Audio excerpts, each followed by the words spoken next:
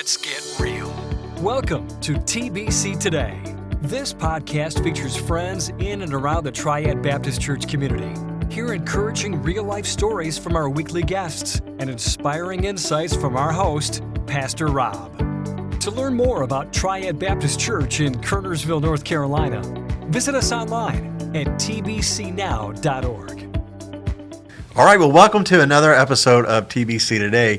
One of the things that we like to do is we like to catch up and have conversations with guests from our community that may not necessarily be involved or connected with our church. And our guest today has a little bit of connection with our church, I think, and we're going to talk about this today. We have Sean Houle with us, who recently retired from the Kernersville Police Department after he was shot in the line of duty. This was about a year ago, right? Yes, sir. And so he sustained several life-threatening injuries and has been through many surgeries since that day last February. Now, your canine partner, Jax, retired from the force with honors in December. Yep. Right? Okay. And so we thought maybe you might have him with us. But, gosh. Yeah, we may talk about him too, right? That'd be an adventure, him in this room. That'd be the first for us, but. Yeah. No, that's a good thought. I wish somebody mentioned that to me. I might would have done it. That would have been fun. Well, maybe next time we'll interview him. Maybe next time. We'll get him in here. That's right. And you previously worked for the Winston-Salem Police Department and Louisville and the Oak Ridge Fire Departments. Yep. And you and your wife, Ellie, have two sons. We do. Is that right? That's exciting. So we're going to just kind of have a casual conversation with you. Pastor Rob is going to get real and get this conversation started. Let's get real. We're going to turn over the sands of time and kind of keep us on track here. It's about 30 minutes, so and just keeps us focused here. We may go a little longer. We'll just see how it plays out. Sean, thank you so much for coming today. Yeah. We are very excited to have you here. We don't know you personally well, but we have followed your story, and we have been touched by it, intrigued by it, and I wanted to have you on the podcast. Yes, so thank you for coming today. It's an honor to be here. I appreciate it. Yeah, thank you, guys. Great. Well, let's kind of jump right in. The main thing is we want to start with the accident, but we wanted to go from there and see how that's impacted your life. But tell us exactly what happened that night and start with the story in any way that you'd like. Okay. So I'll actually take you back before the incident because obviously we're going to get into how God worked in that incident. And there's no way to tell the story. And it's like I told all the media outlets, before I did any interviews right there in the beginning. I said, look, if you're going to edit God out of my interview, you're going to have nothing to air because the story is that it's God. It's all God. But so let me take you back a little bit. So my wife and I worked at Forsyth County EMS for a period of time before I was a cop. That was the job I did right before becoming a police officer. And that's how I met my wife. She's a nurse. I met her at the hospital. Brought her I'd been working on her for some time. She played hard to get. It's very hard to get. But brought her a patient one day, packed room. I don't know why it was so packed. I don't remember the patient being too sick. But anyway, I decided to take that moment to try and ask her out on a date. Failed epically. She blew me off. It was embarrassing. I could hear them talking about me when I walked out of the room. But you never know till you try. So that's my motto. So I tried. Anyway. I won because she said she'd never date a city boy, and she'd never date somebody younger, and I was both. So that's great. I ended up winning that one. But so I'll take you to, we get married really basically at the same time I start my law enforcement career. So we're on our honeymoon, and God had been working in my life. I'll kind of tell a little bit about my salvation. I grew up Methodist. Methodist does things a little bit different. Pastors are rotated out pretty frequently. It's really structured. And I accepted Christ as my Lord and Savior in my very early teen years. But I remember getting to a point as I got a little bit older, I remember getting to a point where I started thinking to myself, man, I really feel like I'm going through the motions and not, what am I doing here? What am I missing? I'm missing a lot, I felt like. And so fast forward, I meet Ellie. I start going to her church with her, where her daddy's a deacon and her grandpa used to preach there. It's Floyd Baptist in Eden. And I saw a different side of church I hadn't experienced before. Not to say anything was bad beforehand. It was different, and it opened my eyes. And my wife and I, we date for 2 years. We end up getting married. And a year after we got married, I rededicated my life. Got baptized in a tub of water at Woodland Baptist Church in Winston. Rededicated my life, and it has been totally different from that point on. The change that comes with the change that can't be experienced any other way that comes with salvation. And it was a clear change, and a relationship began where I feel like the relationship, I was missing things before. My fault, not obviously not his, my fault. So rededication and everything really changed. And so we're on our honeymoon, and Ellie feels like she's having trouble swallowing. So she starts kind of feeling around. She's a nurse. She's checking, and she feels a lump in her throat or in her neck. And we kind of dismiss it on the honeymoon. We don't really give it too much thought. It's probably nothing. We come back home from our honeymoon, and the week we're back home, we decide, okay, let's just go get this thing checked out for highs. We really didn't think it was going to be anything. Well, she's diagnosed cancer that week. It was cancerous. She was diagnosed with lymphoma that week. So that's how our marriage starts. And if we didn't have our faith anchor individually and together to cling to, I mean, you can imagine how marriage can go when you're starting with cancer from the outset. We're both young, and we've got all these dreams, hopes and dreams. We're excited about family and all this stuff, and that's how it starts. So God really, faith and Christ just all really was huge right from the start of Ellie and I's marriage, and then continued, obviously continued on through my my career, and then our marriage with our two boys. We ended up having a miscarriage, but now we got two beautiful boys. We love more than anything in the world, and so God always manages to. He takes everything that it seems like he takes everything that it's meant for bad and just always spins it and makes it for good. And the miscarriage. It was hard. We were like, does this mean it's, is this a one-time deal? We're going to continue to have problems. And then God blessed us with two boys that, we just couldn't be any happier, and we love them to death. How old are your boys now? 5, and Tanner's about to be 2. Wow. So, and they are all over the place, growing up fast. Tanner, unfortunately, he's a walking and running disaster. He unfortunately just got it's called a toddler's fracture. He was running, something he does every day, and I stepped on a ball, and I guess it just turned everything just the most perfect way. And so he's in a cast now. Oh, man. From above his knee down to his foot, and you can imagine for an almost 2-year-old, that's pretty hard because he's wanting to go, and he can't. But no, we very, very, very blessed with the I'm very blessed with my family. Yeah. Wow, that's incredible. So I just wanted to kind of give you a little bit of backstory about the family and kind of salvation and how. God started really, he's always been there, but he's always, how he really started in a big way playing a role in our lives, and that was starting with the cancer, then miscarriage. And so let me stop you right there. Everything's going great. So the hat issue, right, it's when you turn this way, and then you're kind of like I can't see your eyes. So I just lift the hat up just a little more. Okay. I've seen your eyes, especially when you look at them, but I don't mind you do that. Is that good? Yeah, tilt it back. Yeah, that's great. Yeah, that's better. All right, cool. That way when you turn it, you see the eyeballs. Gotcha. Because it's you disappear. All right, yeah, that's good. So you finished telling that story, and then you were about to say, so what was next? Right on. Okay. Excuse me. So fast forward to the incident. The day really, I mean, it's cliche, but it's true. But the day started out like any other day. I work night shift, so I love night shift. I can't function during the day. It's very difficult for me. Not a morning person, not a daytime person. So night shift was perfect for me, and that's all I ever worked.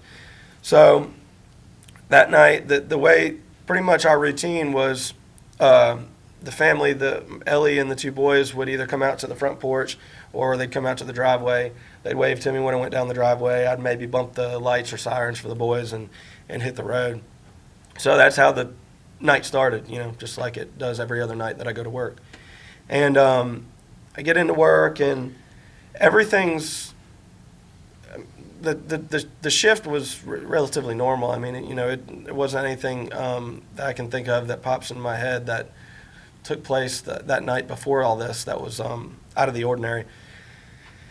So in law enforcement, it's like military, and there's a lot of other professions too that probably have this, but law enforcement, we're a family, you know, like our squad, we're a family. It's a brotherhood. You know, I look at somebody on my squad and I don't see just a person that I work with. I see somebody that one day might be responsible for saving my life, and one day maybe I'm responsible for saving theirs. So it's a very, very deep bond and connection. And we always get together throughout the shift. That's just, you know, keep the camaraderie up, and we like to see each other and talk, give each other a hard time, you know, like a family does. So that night, we all met up at Sheets on 66, and they took their coffee break. I took my milkshake break. I hate coffee. Never liked it, and I'll never start. But milkshakes, I'll suck those things down one after another, you know. And it would always drive them crazy, because you're the only guy who can suck down a milkshake, go out and chase somebody and not puke everywhere. That's true. I hadn't thought about that. I'm telling you, and it's just, it ain't, you know, I ain't recommended it. It's not healthy, but I loved them. And so that night we're all at Sheets, and I really dislike being still and sitting around. My mindset is we're paid to be out there to not be reactive. Reactive law enforcement bothers me. We're supposed to be proactive. We're supposed to be stopping people from becoming victims, or doing everything we can by going and getting these people that are victimizing people before it happens. So that's really, like, that was always a passion of mine. And not just, you know, Joe Blow speeder going down the road. I'm talking about, like, dangerous people that are out there robbing people and shooting people and stabbing, those kind of people. So I had a canine, Jax, best dog ever. That dog is, you want to talk about a dog who's good at his job? Oh my gosh. He paid for himself in no time after being out on the street. He's just that good. Our main thing together was narcotics. We hammered narcotics, getting drugs off the street, getting weapons off the street, and that comes with dealing with a lot of very dangerous people too, that are in possession of those things. So that night, I say to the guys at the Sheets, I say, look, you know, let's go do something. Let's quit standing around. Let's go do something. So a couple of them come down with me to the highway. I did interdiction, which is it's a specific form of policing. You've got criminal and narcotic, and I kind of did a combination of both. And it's basically it's reaction-based policing, like their reaction to our presence doesn't give us reason to contact them or stop them, but it gives us reason to be interested. Mm-hmm. And then, you know, you find a lawful reason, and then you do what you got to do. That's how that night was. We go down to the highway. I hadn't even put my Tahoe in park yet. Literally just pulled up perpendicular, and that's what I do is I sit perpendicular to the highway so I can have a view of those people coming by me, so I can see their reactions to me through the windows. And I hadn't even put it in park. Car goes by, and it was like a beam of light shine down on this car. Like, every reaction was textbook, exactly everything that I've learned in every class that I've taken. They all did it. So get a reason to stop the car, lawful reason to stop the car, and one of the passengers jumps and runs, which is not really uncommon, especially in my specific work. It's not uncommon at all for that to happen. So jumps and runs. We didn't have him identified initially and didn't locate him initially. There was other people in the vehicle, so that took precedent in that moment. So we deal with the other people in the vehicle and that vehicle first and foremost, and he ends up going outstanding for a period of time. So I take the driver down to the jail for some things that he had going on, and my buddy takes another passenger for some things that they had going on. And the way that I operate, and not just me, but a lot of us operate, is if people are respectful, polite and respectful with us, we're going to give them that back. We're not out there to ruin people's lives. We're not out there to be butts to people. I mean, we're out there to do a job, and that job does require putting people in handcuffs and taking them to jail, but we've got hearts, we've got compassion. We're not out there to ruin people's lives. So if they give that to us, we give it back. And in that night, that driver, he was polite, respectful with me, didn't give me any problems, make my job any harder than it needed to be. And so he lived in Kernersville, and I offered to take him back to his apartment once he was released from the jail, which written promise, basically just you sign a piece of paper saying, I promise I'm going to show up in court, and they release you. So that's what happened. I take him back to his apartment, and that's where it all begins. But he's very respectful. He's the whole way back and everything. Oh, yeah, no problems with him whatsoever. Very polite, very respectful. And like I said, when that's how people are, I give it back to him. It doesn't mean I'm going to overlook things and not do my job, but I'm going to be the same level of respect you give me, I'm going to give you that's right back to you. Okay. And it makes the encounter just go a whole lot better. Yeah, a whole lot smoother. And the way I kind of look at it too is I may encounter that person again in the future, and I may need this person's assistance for something. You never know. I may need this person's assistance to help me get somebody in custody I'm fighting with. Maybe this person can help give me information to something, that can solve some crimes. So I kind of look at it like that too. So keep a decent relationship in case, we run into each other in the future. So we get back to the apartment complex, pull into the parking lot, and I run into the guy who ran from my traffic stop, literally by chance. I didn't have backup with me at the time because there was no reason to. I was just dropping this guy off at his house. There's no reason to have anybody with me. I had my dog with me, of course, but I didn't have a way to get him out of the Tahoe. I didn't have an operational door popper that night. So basically, I'm by myself with this guy outside the Tahoe. So I go to take him into custody, and it was an immediate fight. Like, there was no build up, and that's the thing with law enforcement that I think a lot of people get it, but I think there's a lot more people that don't. We don't have time. Like, we don't have the luxury of sitting back on a couch or in a chair and reviewing video and saying, oh, you should have done this here or that there. When things are happening, they're happening fast. And it's a life or death situation. If it's a life or death situation, your hesitation could mean your death. And so you just have to rely on your training and experience, and you have to act. So that night, I acted. We go into this fight. It's very intense. I'm calling for backup on the radio. I can hear them all checking en route. I'm en route. I can hear the sirens way off in the distance, so I know help is coming. And initially during the fight, I felt like, okay, I've got this. Like, I can get that. I can handle this. No problem. No worries. It was an intense fight, and I'd say, well, of the fights in my career that I've been in, I'm not proud to be in them, but it just comes with the territory. It was the most intense I've been in. And there was a period during that fight that my mind transitioned from I've got this to, okay, I need to hold my own until backup gets here.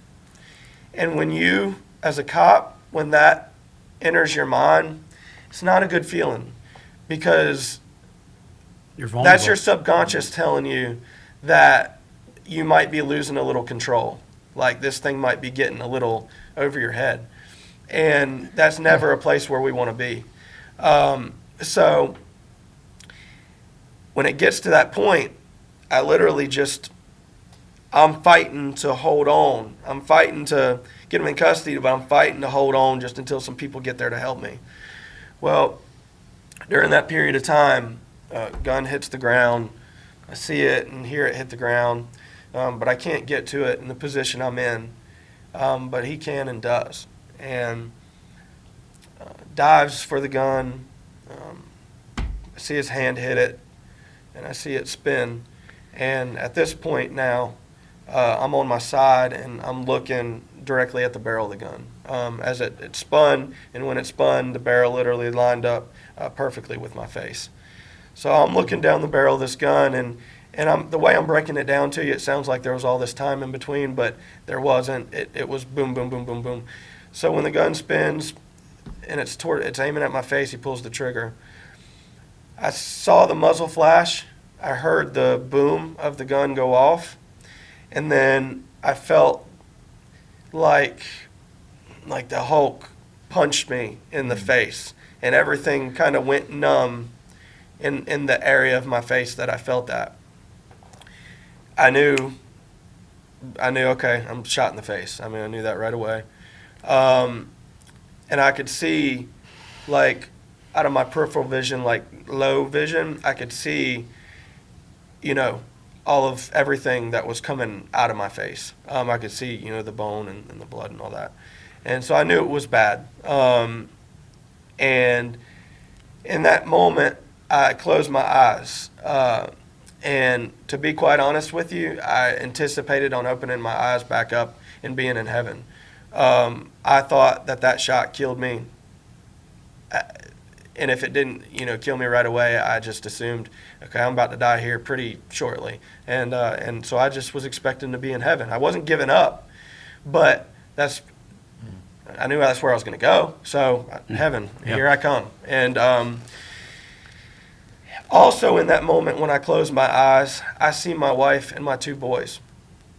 And they looked as real to me as me looking at you two right now. I felt like I could reach out and touch them, like they were right in front of me, standing right in front of me. And I'm laid on the ground. So I imagine I'm kind of like looking up at them, standing right in front of me. And I felt like I could reach out and touch them. And it was like in that moment a switch flipped inside of me. And my perspective and belief is that God 100% zeroed out in my mind, He knew what I needed to see, what I needed to feel in that moment, and He sent that to me as like I'm not ready for you to come up here yet. Don't give up. Keep fighting. I've got you. So I open my eyes back up, and I see, okay, I'm still alive. Still bleeding, still on the ground, but alive. But I didn't see him right away. So then cop mode takes over again, and now I'm scanning. I'm trying to pick him back up. Where'd he go? Did he run? Where's he at? I kind of look behind me a little bit, and I pick him back up, and he's getting back to his feet. And as he's getting back to his feet, he's raising the gun up at my head again. And it was literally the only way I know how to explain this to you. And those of you who are saved followers of Christ, you know what I'm talking about. And those that are lost, I pray to God that you know this one day. But it was like a supernatural. It was supernatural. The strength. It was literally. I felt as if I didn't get up off the ground on my own, but that I was picked up off the ground. That's how it felt to me because it was so fast. Like it was like I popped up off the ground like nothing had happened at all. I pop up off the ground and I spin and I go to where I see the gun as it's being raised up and I grab it with my left hand, the muzzle of it. And I'm moving. My momentum is taking me this way anyway because I'm spinning, but I move it offline of my head because I knew that round would surely be fatal. So I moved it offline of my head, and as I do, he pulls the trigger again, and that one went through the center of my hand, dead center of it, and out the back, and basically just kind of split everything open. I fell back to the ground after that shot. The energy I had in that burst, in that moment, it went. It was gone.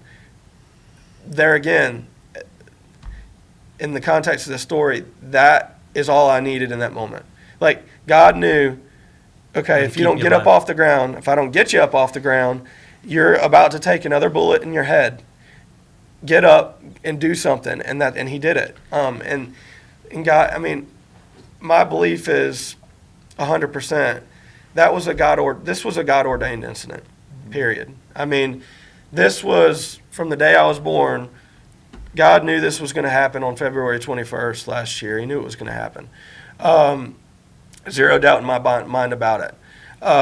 So he was very, very, very, very with me, and continued to be. You'll see as the story goes on how he just thing after thing after thing after thing can only be explained by God literally having had this like a chessboard set up already before it happened, because he knew.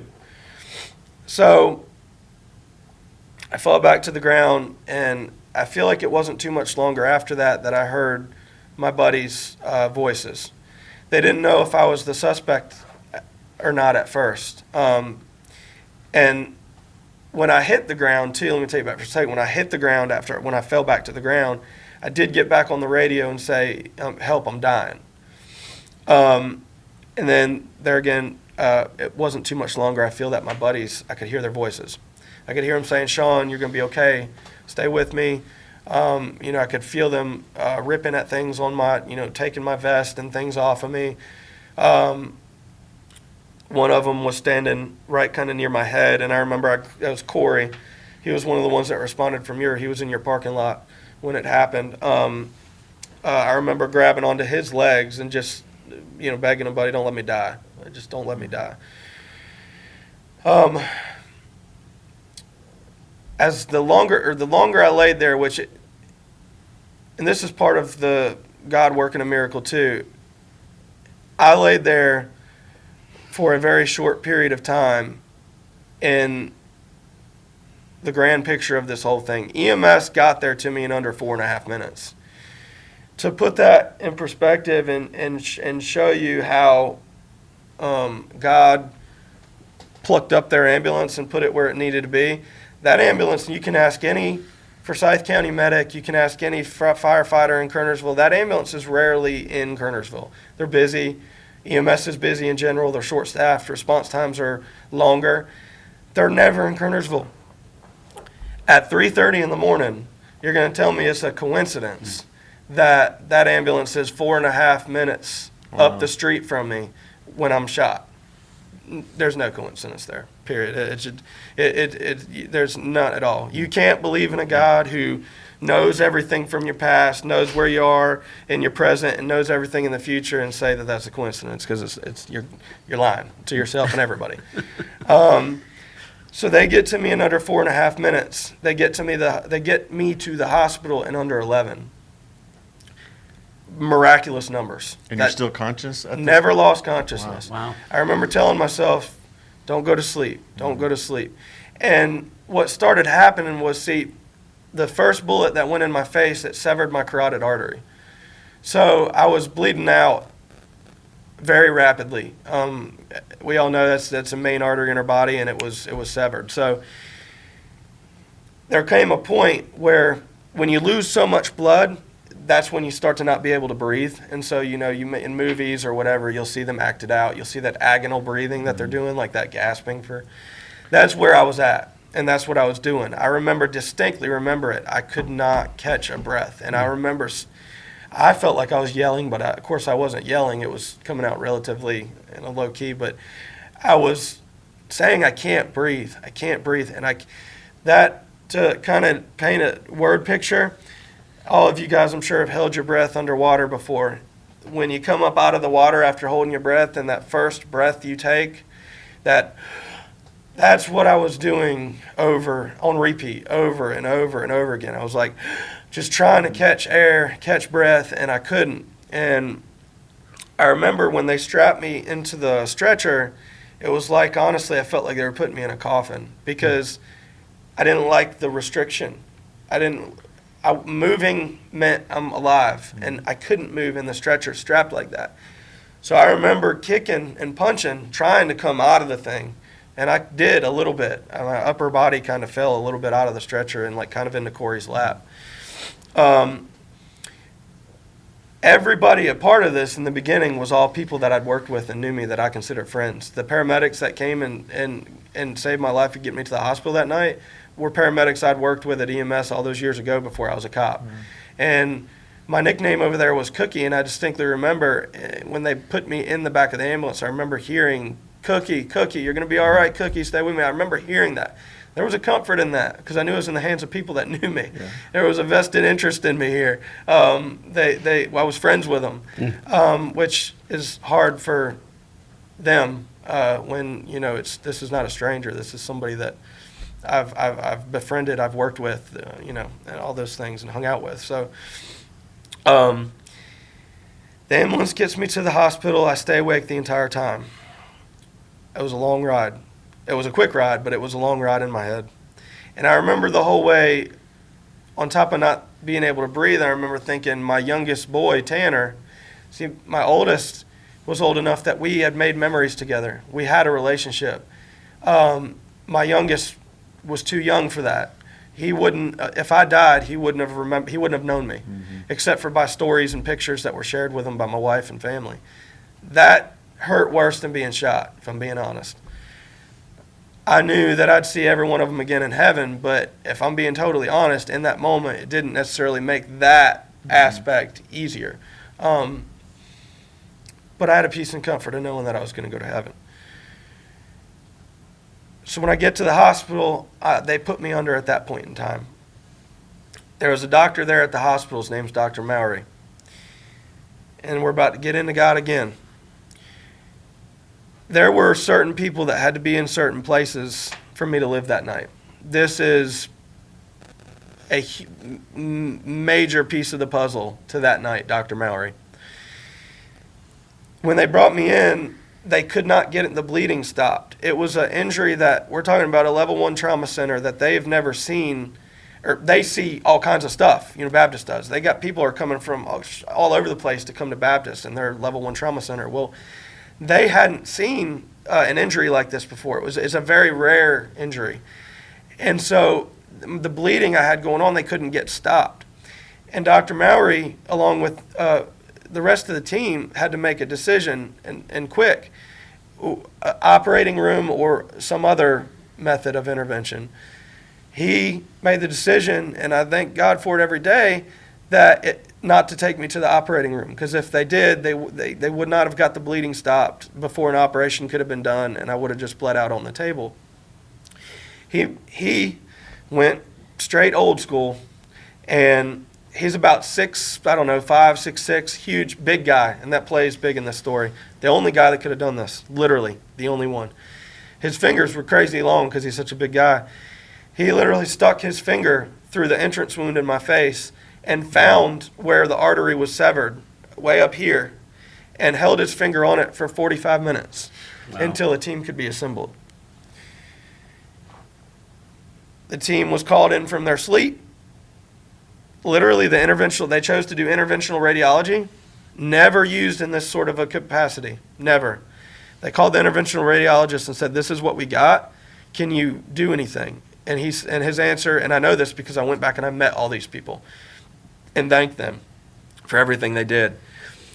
His answer to them was, "I don't know, but keep them alive until I get there." So he gets there, and they do this interventional radiology procedure, and it's, like I said, it's something they've never done before. So they're praying for the best. They're amazing and skilled, and they're doing what they are trained to do, but just praying for the best. And they go in through my pelvis, and they put coils and stents up into my artery, and that's how they get the bleeding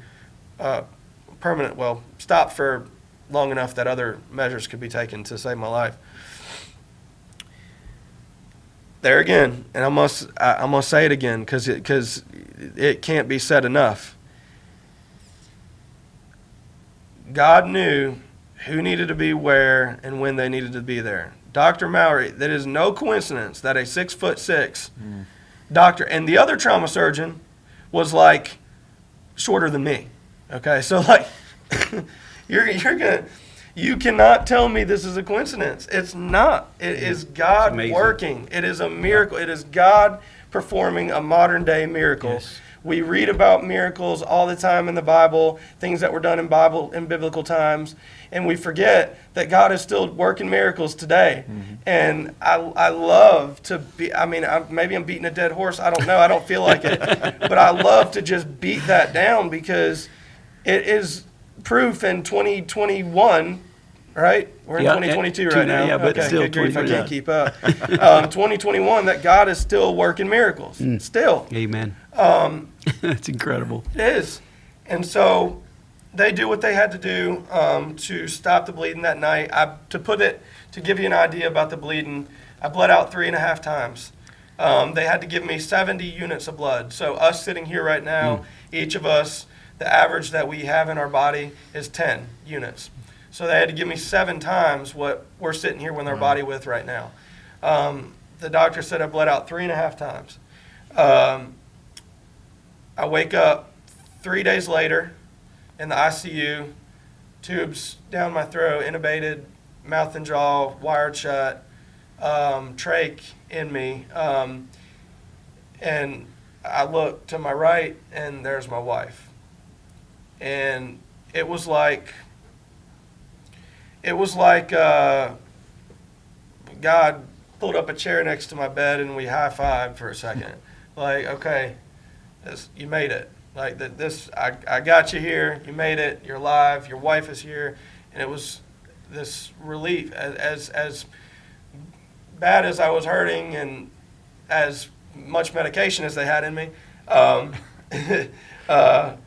I could in that moment feel that and understand that. And when and how did she hear about this? Yes. How did she know about this? That's a thank you for bringing that up. How quickly did she get to you? That's a great thing to bring up, and I appreciate that you bringing that up. So the intention that night was for 2 captains to respond to my house and notify her in person. What happened was, while they were on the way, doctors were really doubting whether I would live much longer. And basically they told my chief, we don't, he may not make it much longer and make it through this night for sure. Somebody needs to get on the phone with her now and let her know what's going on. Decisions are going to have to be made. Like, she needs to know right now. So my chief ended up making a phone call. And my wife, she has her phone at night set on Do Not Disturb. So the only calls that can get through are, like, she's got it set for, like, some family, me, some other family. And then, like, if somebody repeatedly calls, it'll break through that Do Not Disturb. So Chief had to call repeatedly, but it broke through that Do Not Disturb, and she answered. And that was about, I was shot at 3:30 in the morning roughly, and she got that call at about 5:30 in the morning. And she answers the phone, and Chief, this is, I wish my wife could tell it, but this is what my wife tells me how it went. She answers the phone, and Chief is basically like, I'm paraphrasing, Sean has been shot. He was shot in the face. He's alive, but we need to get you to the hospital immediately. And that was what the phone call she woke up to at 5:30 in the morning. Mind you, our 2 kids are upstairs asleep, so she's now got to process that information, wake up, call her parents were the closest, so she calls her parents, tells them what's going on, and says, I need you guys to come and watch the kids so I can go to the hospital. And by this time, the captains had arrived at the house, and they ended up taking her into the hospital, lights and sirens in their Tahoe. And that's how Ellie found out. This girl is, and I'll let talk about her for a second. This girl is a tough girl, and no doubt who I was supposed to be with for the rest of my life. No doubt the person that God meant for me to encounter and marry. And she's the daughter of a Marine, not just a Marine, but a sniper. Okay, so I learned he could kill me from really far away. So that was just to bring a little. No pressure there when you're no dating, pressure right? when you're dating, right? He could take a pretty far away shot at me and get me. So I know we were in a serious moment there, and I just brought it to a joke. So I tend to do that while I'm telling the story, just because I know it appears like I don't have the same emotion that I do have the same emotion that I had in the very beginning, but it gets to a point where you parts of the story are almost joyous, and you can find comedy in it, and that's where God has brought it. That's not good. Me. That's God has brought it there. So I make light of some situations it's a heavy story, so I like to lighten it up a little bit. But she's a tough girl, and she is her daddy's girl 100%. Like she is her dad. And like I explained to you early on, she's been through cancer, battled that like a champ, holding on to her faith, that lost her hair. I mean, turned her world upside down. That chemo it's making her sick. It's poison putting in your body. And she's a champ, man. She's a fighter. And nobody else I'd rather have by my side, from a human standpoint. Nobody else I'd rather have by my side than her. So she processed it quick, and she processed it well, and she'll tell you that God gave her a sense of calm. Like, she was just told I was shot in the face. I'm still alive, but I'm shot in the face. And her mind never went to, is this going to dramatically change how he looks to me? Am I not going to recognize him? She never went to, is he going to die? None of that. And she'll tell you that. It was like God just kind of shielded her with this calm and this peace about the situation, as bad as it was. And they couldn't see me for quite some time when they did finally get to the hospital. But she was a rock, and like I said, I woke up to her sitting there next to me at my bedside, and we make jokes about it, so I couldn't talk.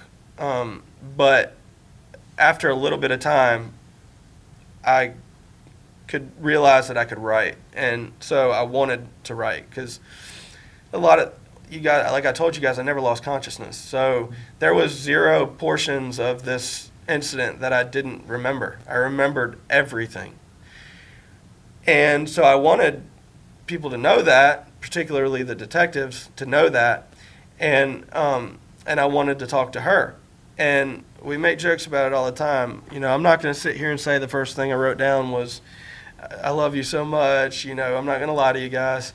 We laugh about it. The first thing I wrote down, you got to imagine too, you got to think about how much medication was in me too. But the first thing I wrote down was, I am so thirsty, right? So I've just been shot. 3 days later, I wake up and in this terrible condition, and my wife is sitting there, and you'd think like it'd be like, oh my gosh, I love you romantic, so much. Yeah. Yeah, but no, I wrote, I am so thirsty. And then the next things were, I love you so much, and I remember everything, and the kids, and all that stuff. So really, just immediately, God went to This is another thing I like to say too, not just about that night, but everybody moving forward. And I think this paints a really good picture. Not a single one of us here on this earth, and there's many that would like to think this is the case, but it's not, are perfect. No, but none of us are. The only one who is God. And I believe, based on my experiences that night, firsthand, that if God ordains it and is working through it, he can make any person absolutely 100% perfect in whatever it is that they're doing. And my belief is that night, God literally, settled into their body and worked. They were doing it. Their hands were doing it. Their mouths were speaking it. But God, it was God. Like literally, God was like whatever Pinocchio's handler is. His name is, I can't remember now. But God was that, and just orchestrating this whole thing, made everybody perfect. These surgeons are doing things to me that I'm like, Still doesn't make sense to me. They built me a new artery. They took a vein out of my leg and literally reconstructed and built a whole new artery for me. Didn't even know that was possible.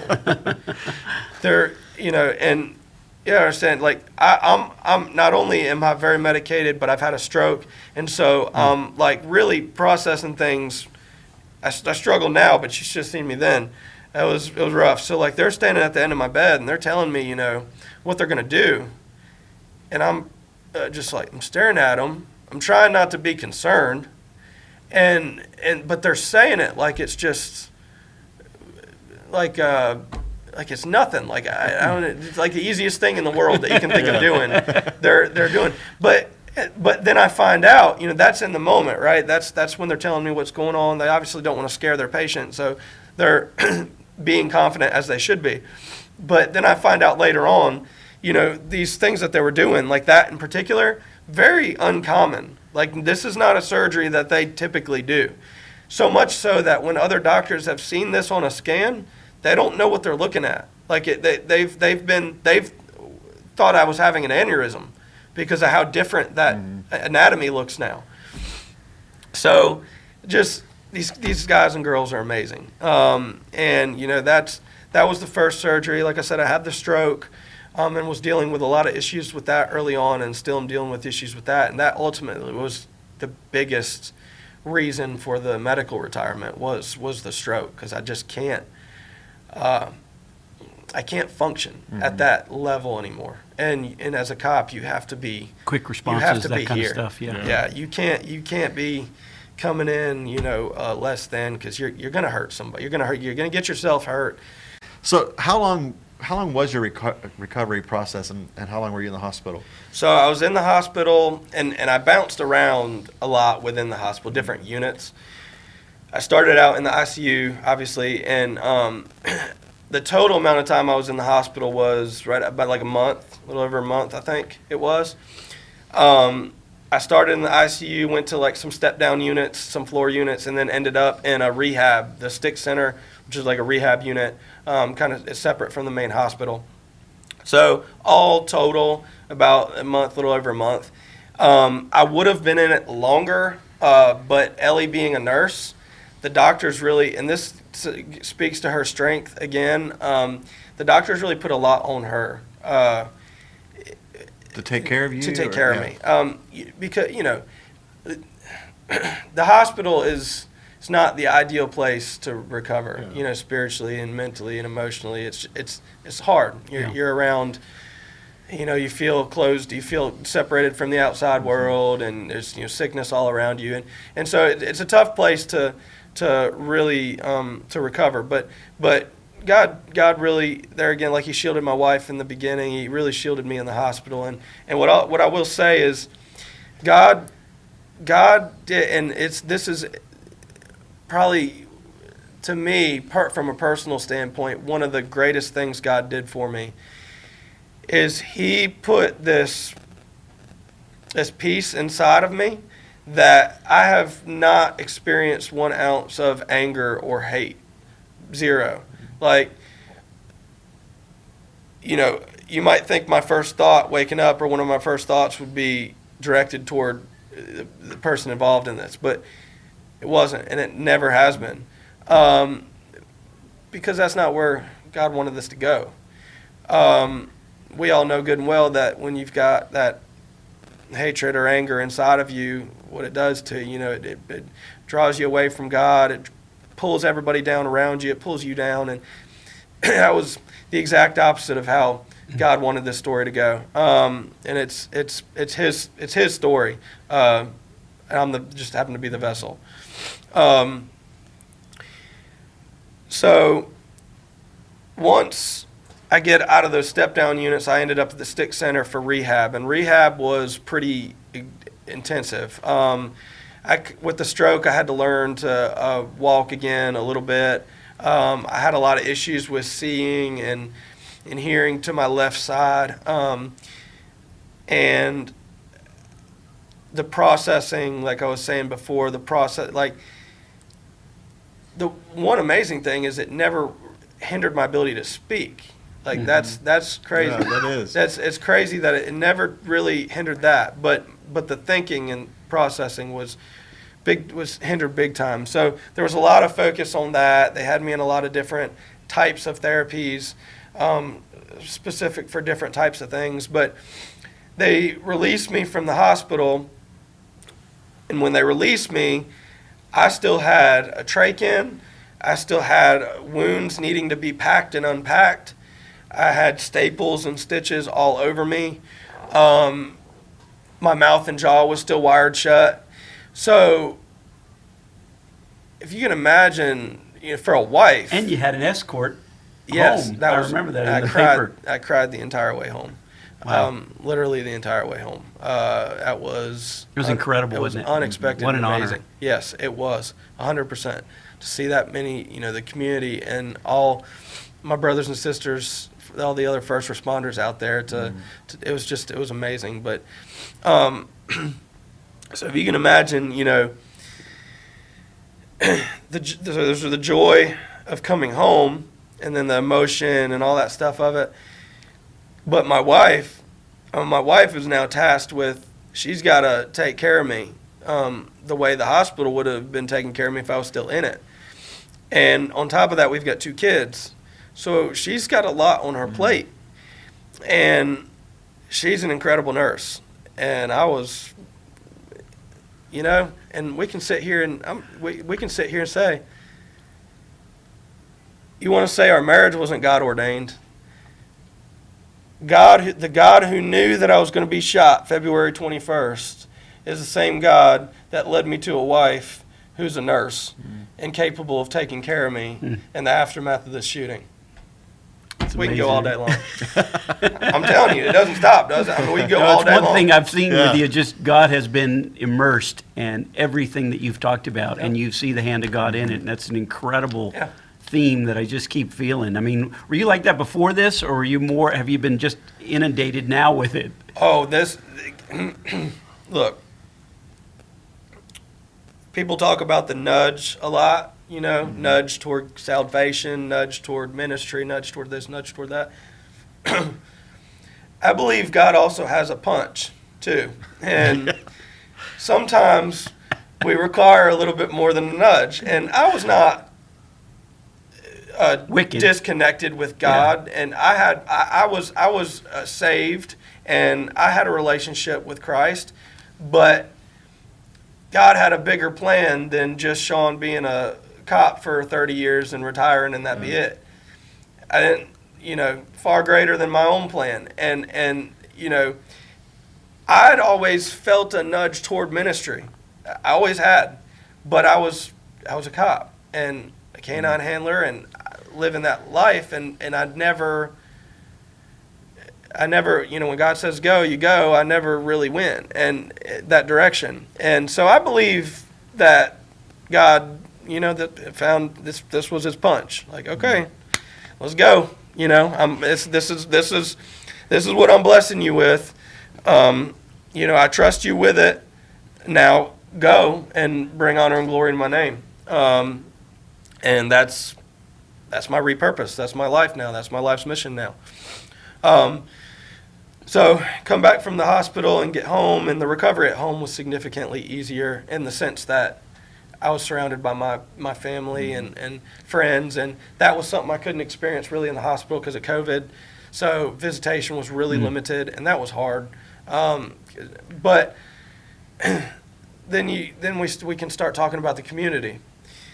While I was laying in there, and then at home in the recovery at home, I was constantly being shown videos of what was going on out here in the community, not just Kernersville. I mean, this was like spread out pretty far and wide. I was really astounded by how this story took off and people's willingness and feeling led to do something for somebody they didn't know at all. All they knew of me was I was a cop and I'd been shot, and they knew of my family because there were pictures, but that's it. No real personal connection other than, I believe, brothers and sisters in Christ, and they came out of the woodwork. And that was inspiring, and that really uplifted me in some mentally tough times where I had to be so focused on the physical recovery so much that mental kind of got put on the back burner a lot. And there was in the beginning a lot of sleepless nights, a lot of nights of waking up to, nightmares, flashbacks, replaying the event in my head and thinking of what if this, what if that, and it's not a good place to be. It's a good way to end up in a negative place is what it is. So I had to really, God was doing some mighty works, but I had to really be intentional about plugging in and allowing what he was doing to really just settle in, and he did, and it did. God worked through the community.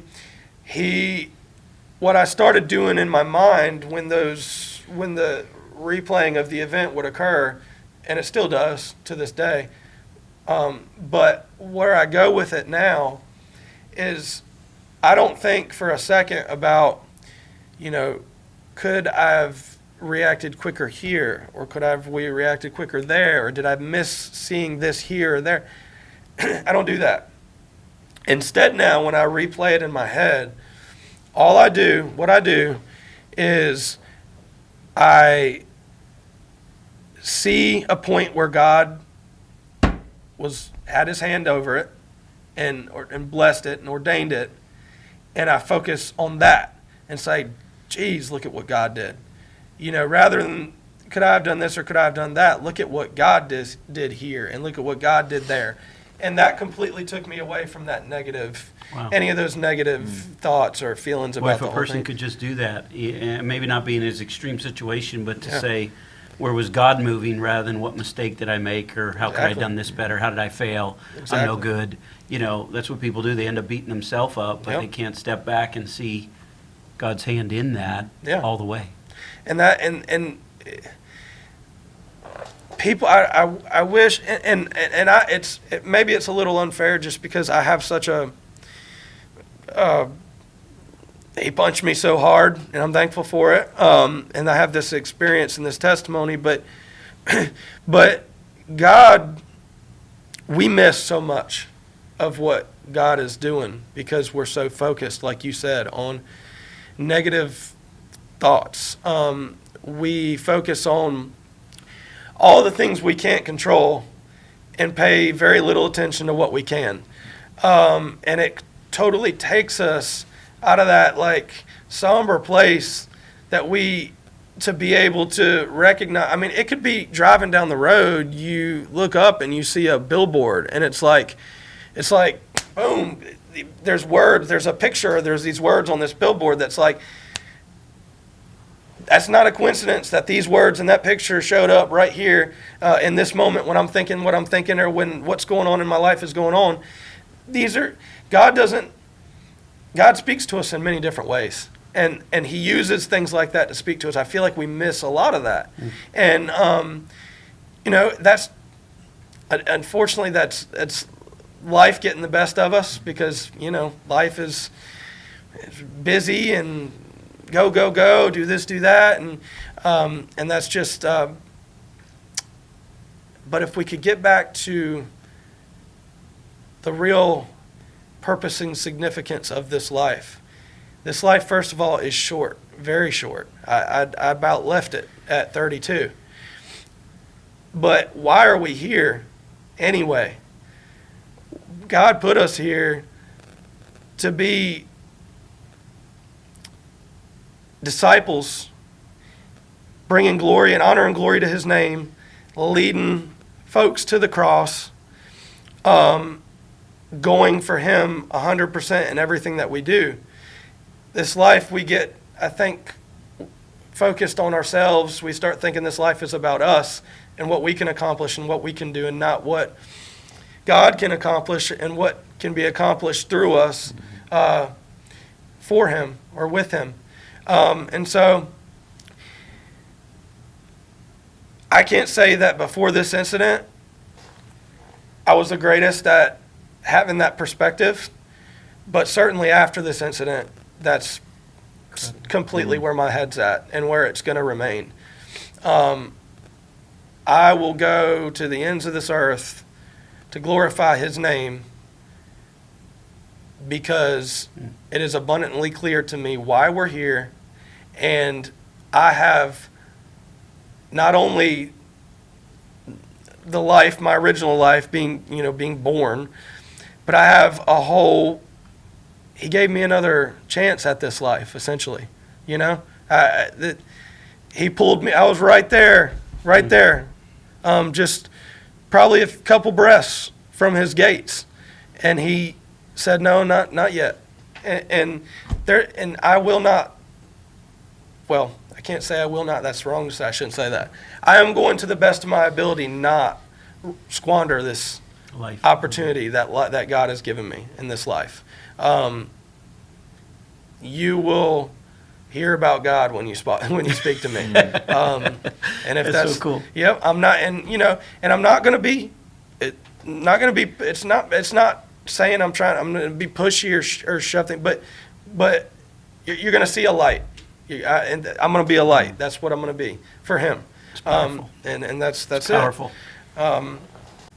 Okay, so our episode's going a little longer than we had expected, but it's so great, and we're hearing a lot, and I hope you're encouraged by this. Pastor Rob had to step out to go to another meeting, and so I'm going to kind of wrap this up a little bit with Sean. And one of the things that I'm curious about is what is life like after retirement? What are your future plans, and even how did retirement go? So it was retirement in the beginning. So in the beginning, it was hinted at, I guess you could say. Like, there were things that the doctors were saying that led me to believe that this was going to end up being the case for me. Were you still thinking that I'm going back to work, or were you thinking that too? A part of me was thinking I'd go back to work, but a larger part of me, as a little bit of time went on and I started to really see and feel the effects of the stroke, it just became apparent to me that it was a really unsafe option and wouldn't be likely something that I was going to be cleared to do. So when that started to become kind of a reality, it was tough.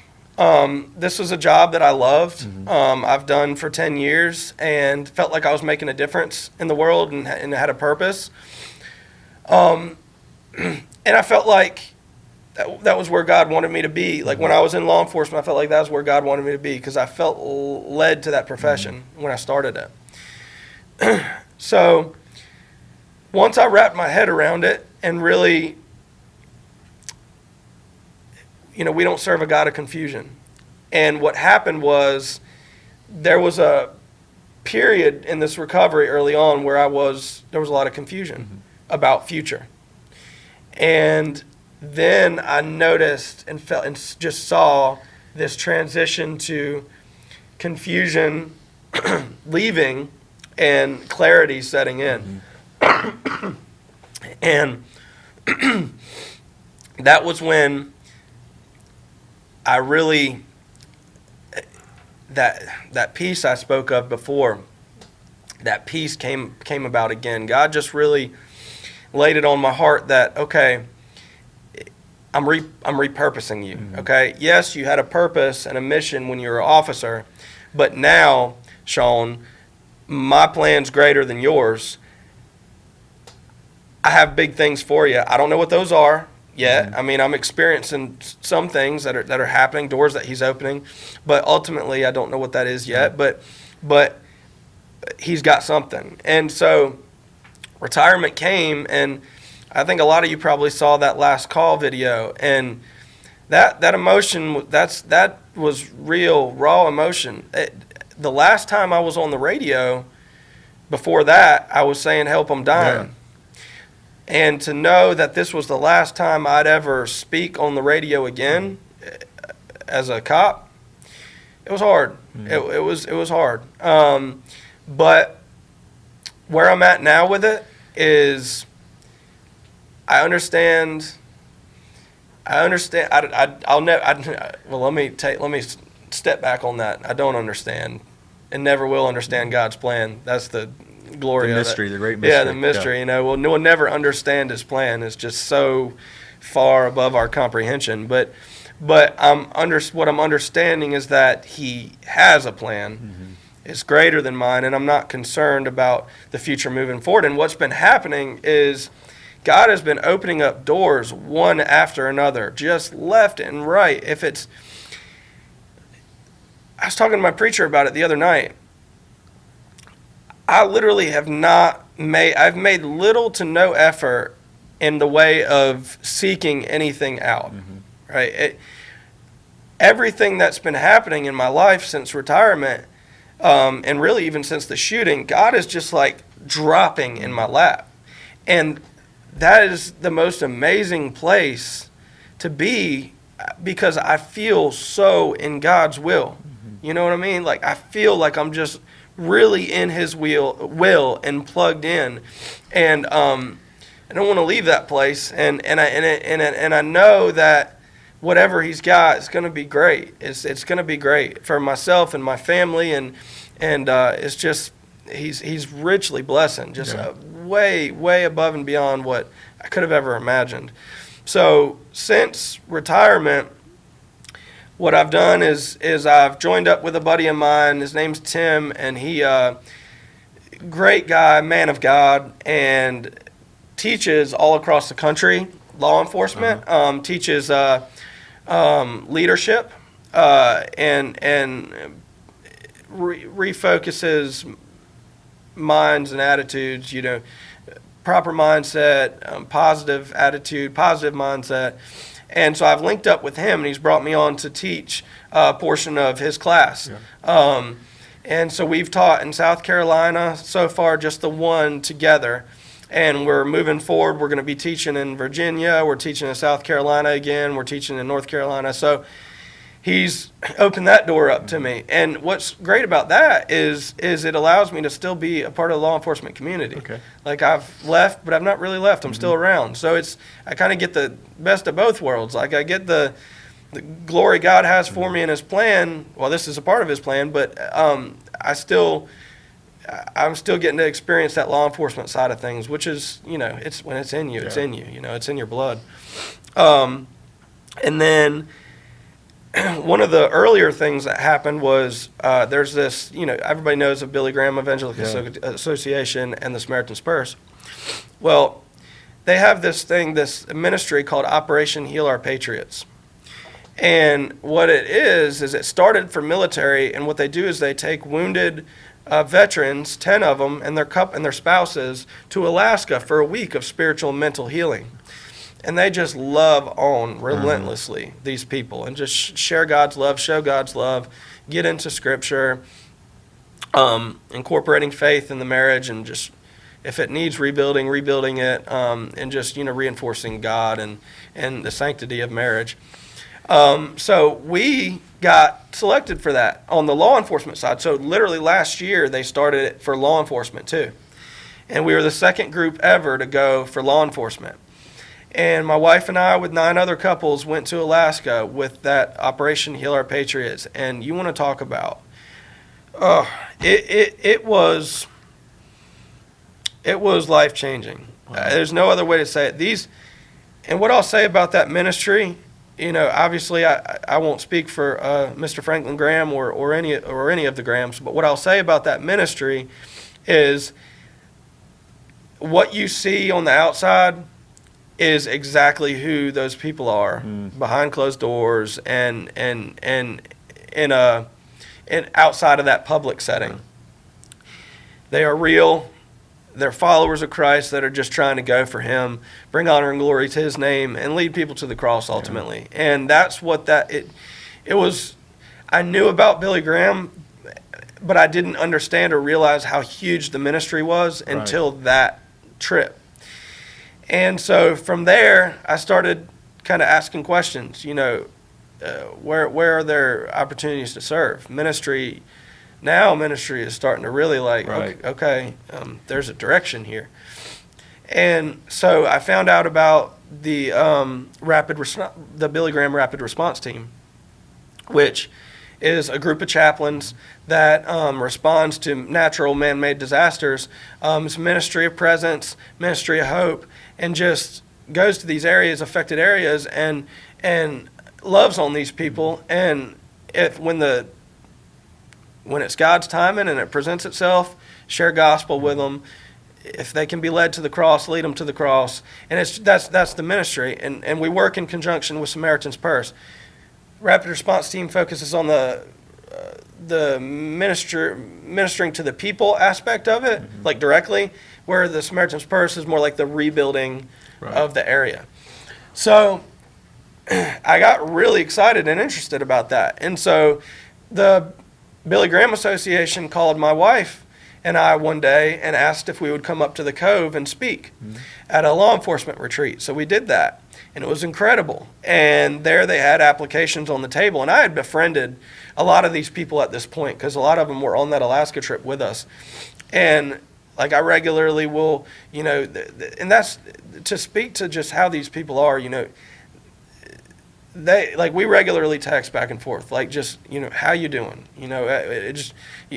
Be blessed, praying for you.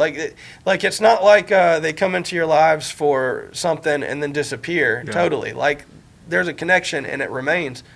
And so I picked up this application and that night started filling it out. And it's a lengthy application, about as lengthy as I've made this podcast.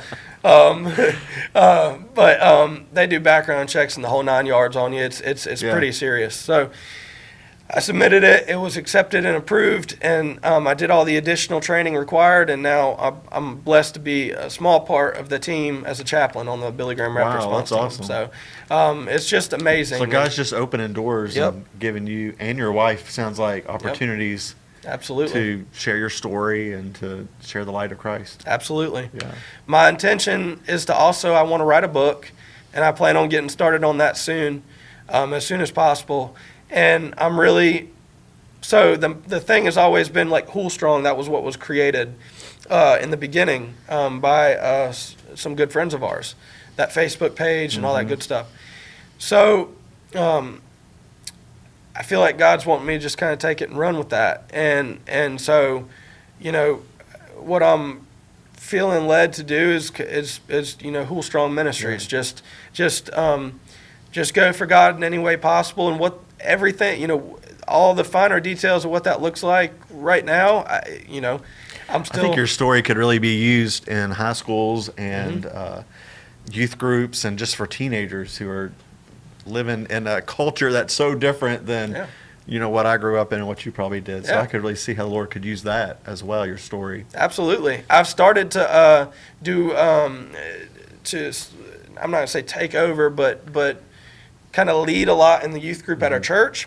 And one thing we're going through with the youth right now, and kind of is when I look at young folks in school and whatnot, Daniel, the story of Daniel is a really good parallel to their lives that they're living right now.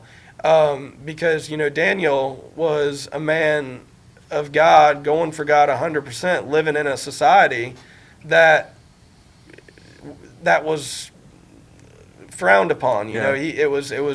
People thought he was weird, or he wasn't worshiping the right God. And, he was really, it was a struggle for him, but he remained plugged in and never deterred from that course. And I think the world that these teenagers are living in right now is that world exactly. Yeah. Like if they're going for God, if they speak about God, if they wear shirts or whatever, people are like giving them sideways looks. Like, what's up with that? Right. You're not talking about the newest and coolest rapper, or whatever, or pop star, movie star. And so I feel like they can really draw. There's a book called The Daniel Dilemma. Yeah. I feel like they could really draw on a lot from that story, and his Daniel story in the Bible, and that book in particular. So it's interesting that you brought youth up, because that's important to me. That's great. I could see how that could be a big help. Yeah. Is there anything we missed? Any part of this that we missed that you want to throw out there real quick? I think if I do, he's probably going to throw that camera at me. So, well, it's been a great episode, and I was one of the ones who followed. So many of us were following and praying for you during this time. It's hard to believe that it's been a year. It seems like it just went fast, but I do remember that praying, and I remember when you went home and they our secretary told us that here up in the office, and several of us gathered around to watch that online and to see some of that. So that was pretty cool. And so we were definitely praying for you and supporting you, and are excited for what God's doing with you right now. Yes, sir. We love the town of Kernersville, and we sure love and appreciate our law enforcement and all those who work behind the scenes. And it's great just seeing firsthand, a real life sacrifice given to protect us and to take care of our community. And so we're grateful to you and appreciate that. And we're grateful to you for listening. So if you like this episode, like it, share it, subscribe to our YouTube channel, and check us out on our next episode of TBC Today. All right. Thank you so much. Thanks for joining us this week on TBC Today. We want to connect with you, so make sure to visit our website, tbcnow.org, and subscribe, rate, and review the show in iTunes, Spotify, or Amazon Music. Don't forget to share this episode with a friend, and be on the lookout for our next conversation.